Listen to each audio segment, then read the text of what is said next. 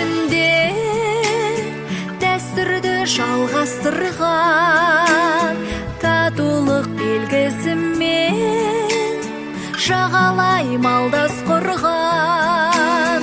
Ей менің асқар тауым, қазақы дастарханым, өзіңсің бақ берекем, ақ қайнар бастауларым.